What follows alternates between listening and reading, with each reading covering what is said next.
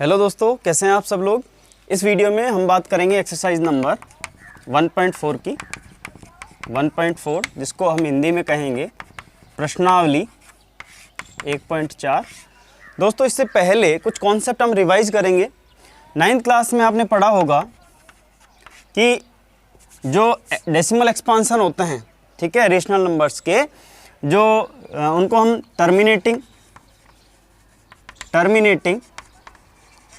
या फिर हम कहेंगे शांत, नॉन टर्मिनेटिंग,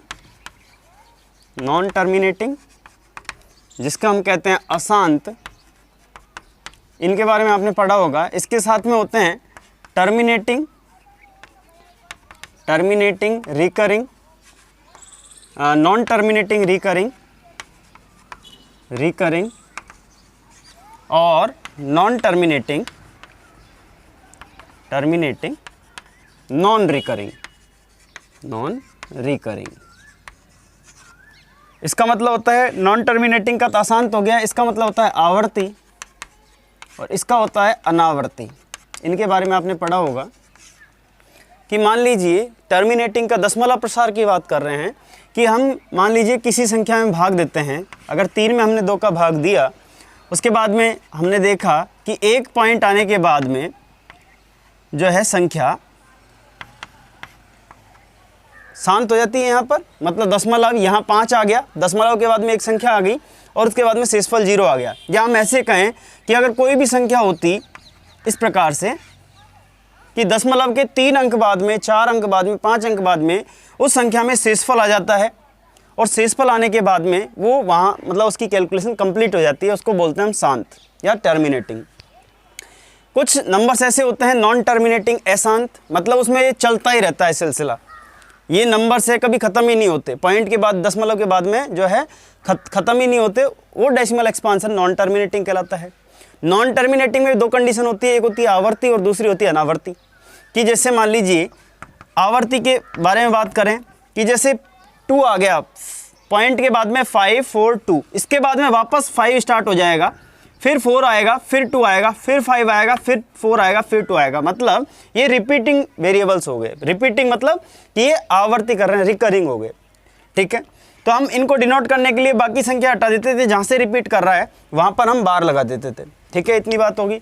और अनावर्ती का मतलब हो गया कि ख़त्म भी नहीं हो रहे और आवर्ती भी नहीं कर रहे, मतलब वो जो है अनावर्ती है, नॉन रिकरिंग है। उस प्रकार वो कैसे होते हैं, जैसे मान लीजिए 1.01 लिख दिया मैंने, ठीक है, या 1.1 लिख दिया, उसके बाद मैं 201 लिखूंगा, फिर 2001 हो गया, फिर 20001 हो गया, इस प्रकार से ये चलते रहेंगे। मतलब ये पहली बात तो नॉन टर्मिनेटिंग है, ख़त्म ही नहीं हो रहे हैं, और नॉन रिकरिंग, आवर्ती भी नहीं हो रही इनकी, मतलब ये रिपीट भी नहीं हो रहे हैं, तो इनको बोलते हैं नॉन टर्मिनेटिंग, नॉन रिकरिंग, ठीक है। इतनी बात होगी। जब हम 1.4 की बात करेंगे तो हमसे यही चीज़ पूछी जाएगी कि कौन सा दशमलव प्रसार है वो टर्मिनेटिंग है, नॉन टर्मिनेटिंग है। तो उससे पहले जब हम PYQ की फॉर्म में देखते हैं कोई भी परिमेय संख्या है, तो हम अगर किसी भी परिमेय संख्या को किसी भी जो रेशनल नंबर है, उस रेशनल नंबर में कैसे पता चलेगा कि PYQ है वो टर्मिनेटिंग है या नॉन टर्मिनेटिंग है।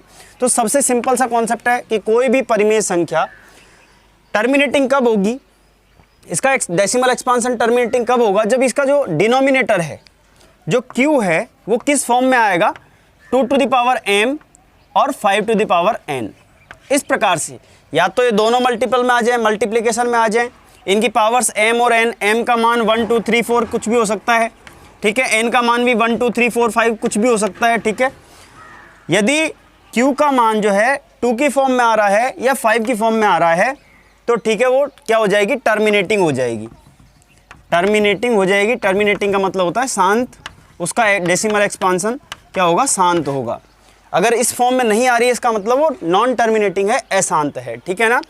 अब इसके साथ में एक और चीज़ है कि हम पता कैसे करेंगे कि इस फॉर्म में आ रही है क्या, तो हमको क्या करना पड़ेगा, उसका प्राइम फैक्टराइजेशन करना पड़ेगा, उसके हमको गुणनखंड, जो अभाज्य गुणनखंड वो करने पड़ेंगे, प्राइम फैक्टर्स ज्ञात करने पड़ेंगे, अभाज्य गुणनखंड, ठीक है। ये बात हो गई। अब बात करते हैं प्रश्नावली 1.4 की, एक्सरसाइज 1.4 की। अब देखिए पॉइंट 1.4 में हमसे क्वेश्चन क्या रखा है, without long division method so that following rational numbers having decimal expansions terminating और नॉन टर्मिनेटिंग रिकरिंग। ठीक है, बिना लंबी विभाजन प्रक्रिया के हमको ये बताइए कि निम्नलिखित परिमेय संख्याओं के दशमलव प्रसार शांत है या अशांत आवर्ती है। तो पहला हमको दे रखा है 13/3125, सेकंड हमको दे रखा है 17/8, थर्ड हमको दे रखा है 64/455 और फोर्थ हमको दे रखा है 15/1600। ठीक है, 4 क्वेश्चंस ले लेते हैं और 4 क्वेश्चन में हम देखेंगे कि ये हमको ये पता करना है कि इनका जो डेसिमल एक्सपांसन है, डेसिमल एक्सपांसन या दशमलव प्रसार जिसे कहते हैं, वो टर्मिनेटिंग है या फिर non terminating, non terminating recurring, non term recur ऐसे लिख देता हूँ। ठीक है, कैसे पता करेंगे, अभी मैंने बताया था कि ये एक परिमेय संख्या है, ये एक रेशनल नंबर है, तो रेशनल नंबर के पी वाई क्यू की फॉर्म में होने पर जो क्यू है और क्यू जो डिनोमिनेटर है, ये डिनोमिनेटर है ये वाला, तो ये क्यू है, हमको न्यूमरेटर से कोई मतलब नहीं है, अभी हमको केवल ट्रिक लगानी है। क्यू है वो डिनोमिनेटर है और क्यू किस फॉर्म में आना चाहिए, 2m एंड 5n, इस फॉर्म में अगर आ गया, इन दोनों में से 2 आ जाए या फिर 5 आ जाए, घात कुछ भी हो सकती है, इसकी जो पावर है वो कुछ भी हो सकती है, लेकिन हमको इस फॉर्म में दोनों में से एक या फिर दोनों इस प्रकार से आने चाहिए, तब तो टर्मिनेटिंग हो जाएगा। ठीक है, तो हम क्या करेंगे, इसको प्राइम फैक्टराइज करेंगे। तो सबसे पहले 3125 ले लिया हमने, 3125 देखिए, सबसे पहले लास्ट में 5 आ रहा है, मतलब 2 का नहीं जाएगा, 3 का नहीं जाएगा, सबसे पहले 5 का देंगे हम भाग, कितने टाइम जाएगा, 6 2 5, उसके बाद में 5 का देंगे हम, 5 1 जा 5, 5 2 जा 10 और 5 5 जा 15, फिर 5 का देंगे हम, 25 5 जा 125, फिर 5 का देंगे, 5 5 जा 25, फिर 5 का देंगे, फिर 1। तो आप इसको कैसे, जब इसका एक्सपांसन करके हम लिखते थे तो हम इनको इस प्रकार से लिखते थे, 5 × 5 × 5 × 5 × 5, इस प्रकार से लिखते थे। कितने टाइम आया, 5 5 बार आया, इसको मतलब इसकी पावर लिख देंगे 5 5 जा 5 to the power 5। ठीक है ना, तो आप इस प्रकार से आप कह सकते हैं 5 to the power 5। ठीक है, सिंस डिनोमिनेटर या in rational number p by q is equals to 13/3125, q is in the form of 2 to the power m 5 to the power n आ गया ना, 5 की पावर 5 आ गया, तो 5 की पावर n का मतलब 5 हो गया, इस फॉर्म में आ गया।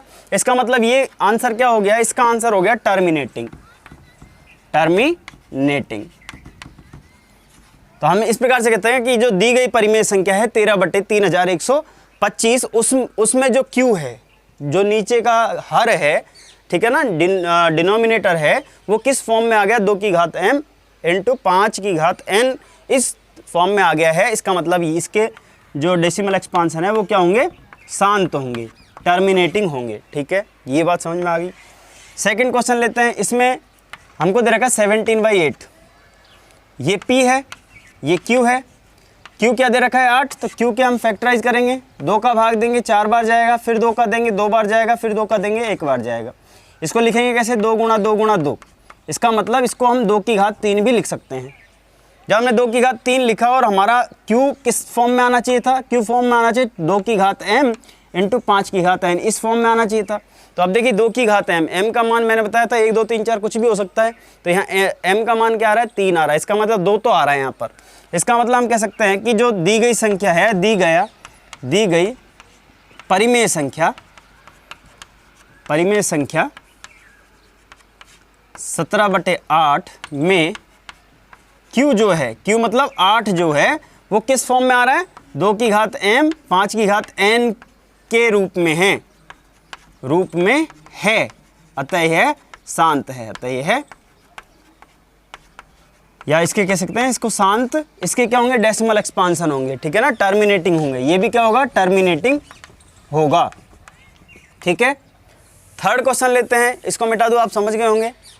इसको मिटा रहा हूँ मैं। थर्ड हमारा क्वेश्चन है 15/1600, 64/455। जब 455 की बात करेंगे तो 455 लेंगे यहाँ पर। अब देखिए किसका भाग देंगे, 5 का भाग देंगे, और किसी का जाएगा नहीं, 5 का देंगे सबसे पहले। 9 5 जा 45, 5 5 जा 5 1 जा 5। फिर अब देखिए 91 आ गया तो इसमें सीधा 7 का भाग जाएगा, कितनी बार जाएगा, 13 टाइम्स, ठीक है ना। 13 7 जा 91, फिर 13 का जाएगा, फिर 1 आ गया। तो आप इसको कैसे लिखेंगे, 5 × 7 × 13।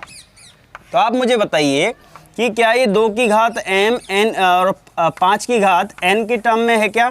ये 5 इस प्रकार से नहीं है, ये इस रूप में नहीं है। इसका मतलब हाँ, ये जो होगा 64/455 या 64/455, ये क्या होगा, नॉन टर्मिनेटिंग होगा, नॉन टर्मिनेटिंग होगा, ठीक है। नॉन टर्मिनेटिंग ऑन और non recurring, sorry recurring,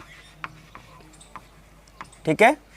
terminating और रिकरिंग होगा, समझ में आ गया होगा, लिखने की ज़रूरत नहीं है।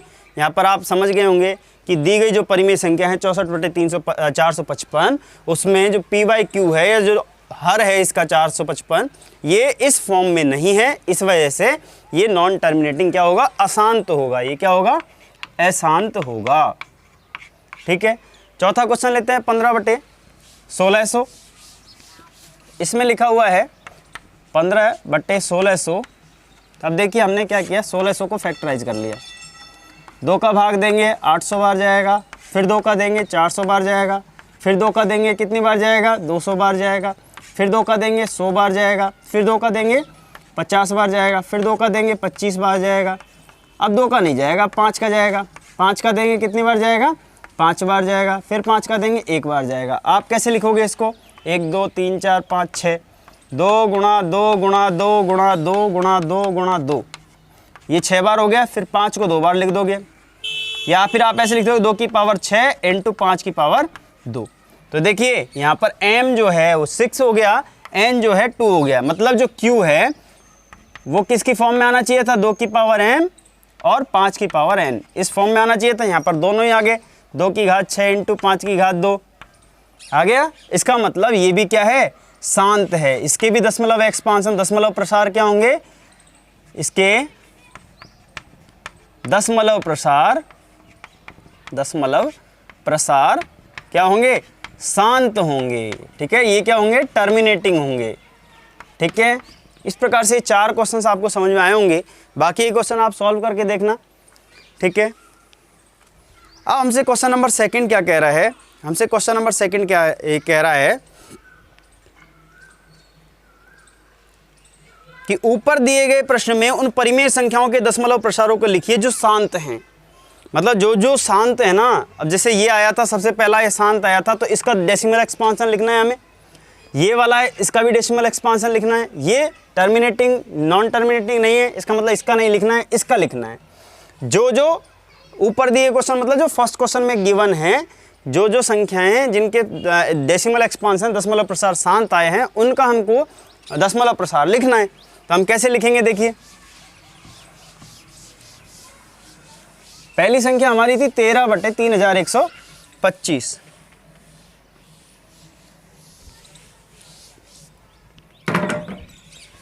क्वेश्चन नंबर 2, हमारी पहली संख्या थी 13/3125। अब देखिए दशमलव प्रसार का मतलब होता है कि हमको इस संख्या में 13 में इसका भाग देकर जो भी आंसर आएगा वो लिखना है। तो हम क्या करेंगे, अभी इतना बड़ा तो हम लिख नहीं सकते, तो आप भाग वाली प्रक्रिया या तो ऐसे करते हैं, 3125 में 13 का भाग देंगे, तो ये तो लंबी प्रक्रिया हो जाएगी। तो हमको ये प्रक्रिया यूज़ नहीं करनी है, हमको सीधा का सीधा इसका फैक्टराइज करना है। अभी हमने करके देखा था, तो हमने करके देखा था 5 का भाग देकर, और 5 की घात 5 आंसर आया था हमारा। इस प्रकार से हमने किया था। फिर 5 का भाग दिया 125, फिर यहाँ 5 का भाग दिया तो ये 25 आ गया था, फिर 5 का भाग दिया ये 5 आ गया था, फिर 5 का भाग दिया ये 1 आ गया था। इसका मतलब 5 × 5 × 5 × 5 × 5 इस प्रकार से लिखा था। और इसको हमने कैसे लिखा था, घात के रूप में 5 की घात 5 इस प्रकार से लिख दिया था। सेम यही कॉन्सेप्ट यहाँ लगाना है। तो हम यहाँ देखिए, यहाँ लिखेंगे 13/5 3125, इसको किस फॉर्म में लिखेंगे? 13 तो लिखेंगे ही लिखेंगे, और 5 की घात 5 इस प्रकार से लिख देंगे। अब मुझे बताइए, अगर 13 में मैं 5 का भाग दूंगा तो भी मुझे कैलकुलेशन करनी पड़ेगी। मैं कोई ऐसा मेथड आपको पता हो कि मान लीजिए 13 में मैं किसी ऐसी संख्या का भाग दूं जिसको बिना सोचे समझे, बिना भाग दिए आप क्या करो, उसको सॉल्व कर दो। तो ऐसी कौन सी संख्या है? या तो मैं 10 का भाग दूं, कि जैसे ही 10 का भाग दूंगा तो ऊपर एक पॉइंट लगा दूंगा, या फिर मैं 100 का भाग दूं, जैसे ही नीचे जितनी जीरो हैं उतनी संख्याओं को छोड़कर पॉइंट लगा दूंगा, या फिर मैं 1000 का भाग दूंगा, जितनी संख्याएं हैं, अब जैसे 2 संख्याएं थी तो 3 संख्याओं के बाद में जितनी जीरो हैं 3 संख्याओं के बाद में पॉइंट लगेगा तो एक जीरो ऐड कर देंगे हम। तो कुल मिलाकर बात यह है कि अगर मुझे बिना सोचे भाग देना है इस 13 में, या कोई भी संख्या हो, बड़ी से बड़ी संख्या हो, तो नीचे वाली संख्या है या तो 10 की टर्म में आए, या 100 की टर्म में आए, या फिर 1000 की टर्म में आए, ठीक है ना। तो डायरेक्टली आप क्या कर दोगे? पॉइंट लगा दोगे। अब देखिए यहाँ पर 5 है तो इस 5 को 10 बनाने के लिए मैं क्या करूँगा? मल्टीप्लाई कर दूंगा सर 2 से। तब ये तो हो गया 5 टू 10 हो गया, ठीक है, ये तो बात समझ में आ गई। लेकिन इसके ऊपर घात कितनी लगी हुई है? 5, तो ये घात यहाँ भी 5 ही लगानी पड़ेगी। अच्छा 1/2, जैसे कि मान लीजिए मैंने एक वैल्यू लिख दी 1/2, अब मुझे 1/2 को सॉल्व भी करना है और इसकी वैल्यू चेंज भी नहीं होनी चाहिए। तो मैं क्या करूँगा कि नीचे मान लीजिए मैंने 2 से गुणा कर दिया तो ऊपर भी मुझे 2 से गुणा करना पड़ेगा। ऐसा क्यों किया कि 2 में 2 का भाग देंगे तो कितना आएगा? 1 आएगा, और 1 को किसी भी संख्या से गुणा करेंगे तो उसमें कोई परिवर्तन नहीं होता है। अगर आप यहाँ पर 2 की घात 5 से इसको डायरेक्टली मल्टीप्लाई कर देते हो और ऊपर मल्टीप्लाई नहीं करते हो तो क्या होगा? नीचे वाली संख्या तो उसकी वैल्यू तो चेंज हो जाएगी, फिर ये वाली संख्या थोड़ी रहेगी, ये तो चेंज हो जाएगी ना। तो इस वजह से क्या करेंगे हम? 2 की घात 5 से नीचे हमने गुणा किया है, इसका मतलब 2 की घात 5 से ऊपर भी गुणा करना पड़ेगा। अब देख लीजिए यहाँ पर घातें क्या हैं? समान है, तो हम क्या लिखेंगे? 13 गुणा 2 की घात 5 बटे, अब 5 और 2 ये मल्टीप्लाई में है, 5 × 2 कर दिया और घातें हमने कॉमन ले ली, दोनों की समान घातें हैं, इसका मतलब हमने कॉमन ले लिया, ठीक है। अब देखिए 2 की घात 5 कितना होता है? 2 की घात 5 करके देखिए, 2 दूनी 4, 2 2 जा 4, 4 2 जा 8, 8 2 जा 16, 16 2 जा 32। हाँ सर, अब 13 × 32 ये करना तो आसान हो गया। जब ये सॉल्व कर लेंगे इसका मतलब 10 की घात 5 है, 10 की घात 5 है, इसका मतलब हमको कैसे लिखना है? 1 2 3 4 5, मतलब 5 जीरो लगा देनी है। 1 2 3 4, 10 के आगे 4 जीरो और लगा दो। इस प्रकार से ये तो हो गया साहब 1 लाख हो गया, ठीक है। अब इसको सॉल्व कर लीजिए, 13 2 जा 26, 2 कैरी, 13 3 जा 39, 39 + 2 41, और नीचे कितनी जीरो हैं? नीचे 5 जीरो हैं। अब आसान हो गया। अब आसान कैसे हो गया कि 416 में यदि मैं 1 लाख का भाग दूंगा तो नीचे 5 जीरो है तो ऊपर भी 5 संख्याओं को छोड़कर हम क्या कर देंगे? पॉइंट लगा देंगे। अब ऊपर तो 3 ही संख्या हैं तो हम क्या करेंगे? 6 1 4 और 2 जीरो और लगा दिया आगे, उसके बाद में पॉइंट लगा दिया, तो हमारा आंसर आ गया 0.00416। एक बार वापस समझ लीजिए कि 13/3125 हमारी संख्या थी, उसका मुझे दशमलव प्रसार लिखना था, तो मैं 3125 का भाग 13 में देता, तो ये तो संभव नहीं है, लंबी प्रोसेस है। मैं क्या करूँगा? 3125 का प्राइम फैक्टराइजेशन कर लूँगा, अभाज्य गुणनखंड कर लूँगा। अभाज्य गुणनखंड किस फॉर्म में आया? 5 की घात 5 के फॉर्म में आ गया, ठीक है। अब मैं 5 की साथ में ऐसी संख्या देखूंगा कि जो इस 5 को 10 बना दे, तो ऐसी संख्या 2 है, तो 5 को 2 से गुणा करूंगा। घात कितनी लगी है? 5 लगी है, तो यहाँ भी 5 की घात लगानी पड़ेगी। अब इस संख्या में कोई परिवर्तन न हो, इस वजह से यहाँ पर हमने जब नीचे 2 की घात 5 से गुणा किया है तो ऊपर भी 2 की घात 5 से गुणा कर देंगे। जब इसको इससे गुणा करेंगे तो ये आएगा 13 × 32। 2 की घात 5 का मतलब 13 × 32, ठीक है, सॉरी 32, और 2 की घात 5 है, यहाँ पर 5 की घात 5 है, तो दोनों की घातें क्या हैं? समान हैं। तो यहाँ पर 5 × 2 तो हमने लिख ही दिया और घात को हमने ले लिया कॉमन। तो इसको जब सॉल्व किया तो ये तो हो गया 1 लाख, मतलब नीचे 5 जीरो आ गई। जब इसको सॉल्व किया तो ये हो गया 416। अब सिंपल सा हो गया ना कि नीचे 5 जीरो है, तो जब इसको हटाएंगे तो ऊपर 5 अंकों को छोड़कर पॉइंट लगा देंगे। ये हमारा आंसर आ गया। तो एक आंसर तो ये आ गया। अब दूसरा क्वेश्चन था जो शांत था, 13/8 था, फिर वही चीज़ 13/8 8 था, 13/8 ही था ना।